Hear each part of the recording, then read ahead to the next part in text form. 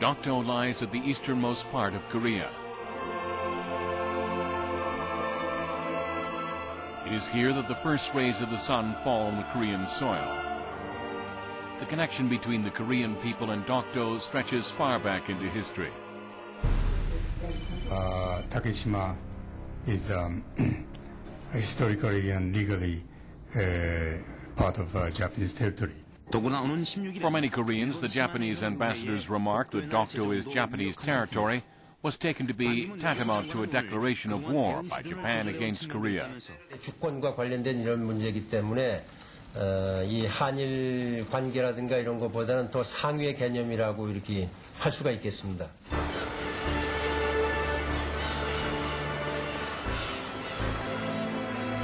This small rocky island was given the name Dokdo, meaning Rock Island, as it is formed of rock. And yet it means much more to the Korean people than simply an island, holding special significance for them.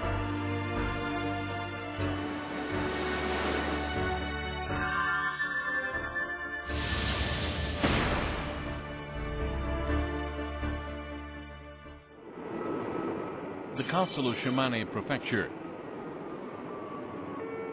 in Japan passed unanimously an ordinance to establish February the 22nd as Takeshima Day.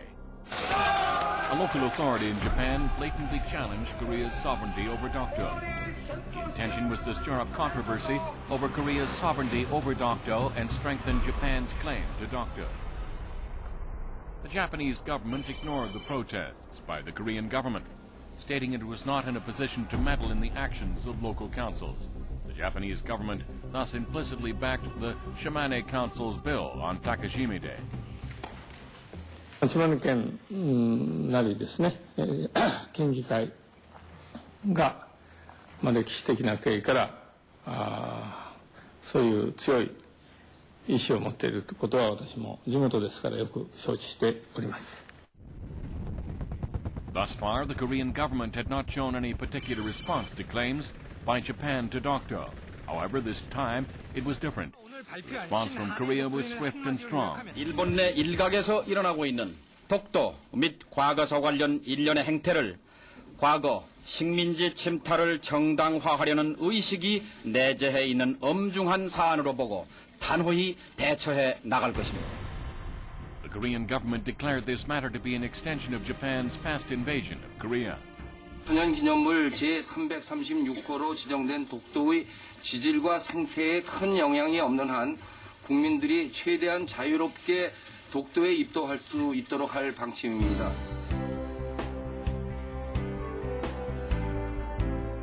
As soon as it was permitted for the people to go there, tens and hundreds of Korean people started to head for Dokdo on a daily basis.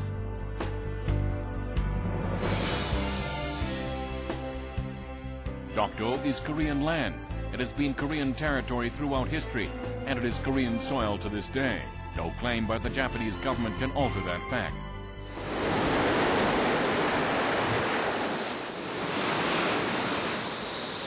But why would Japan claim a right to this island?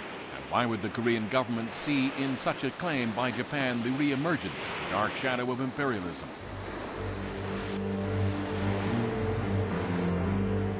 Located at the easternmost end of Korea, Dokdo lies 87.4 kilometers from the nearest island of Ulongdo.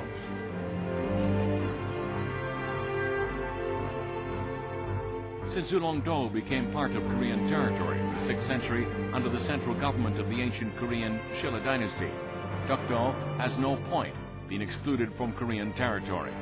Ever since maps started to be produced in Korea, on a great many ancient maps, Dokdo and Ulongdo have not failed to be marked as Korean territory. The same is true in many historical documents. That being the case, what are the bases for Japan claiming Dokdo as their territory?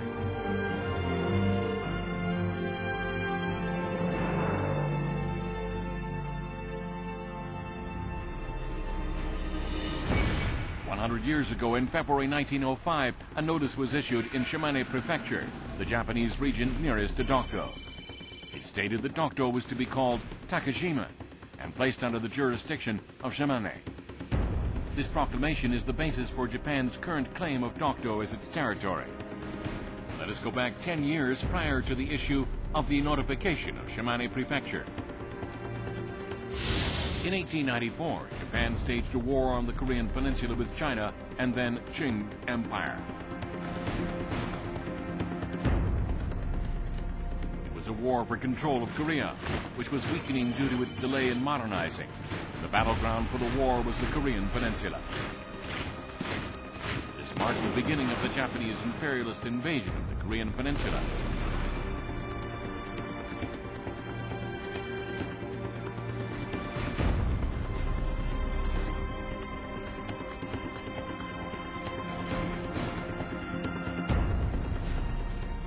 Japan having secured hegemony over Korea with its victory in the Sino-Japanese War, prepared for war with its last remaining competitor, Russia.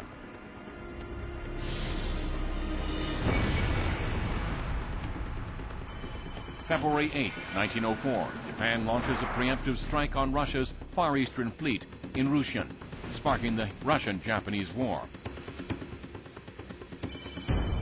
Although the Korean government declared neutrality 2 weeks before the attack, the Japanese government, who had launched a preemptive strike on the Russian fleet, ignored the statement of neutrality and ordered Japanese forces to land at Incheon, Korea the following day.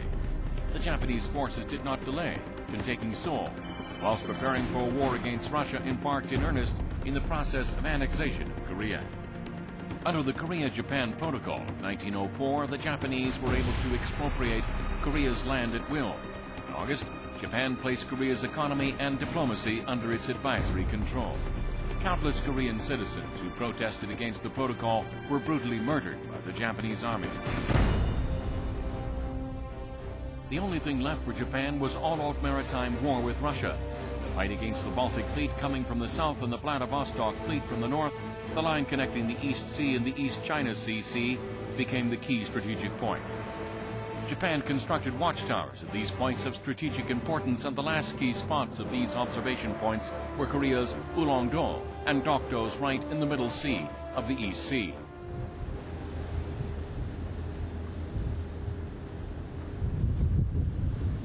Ulongdo, an island neighboring Dokdo.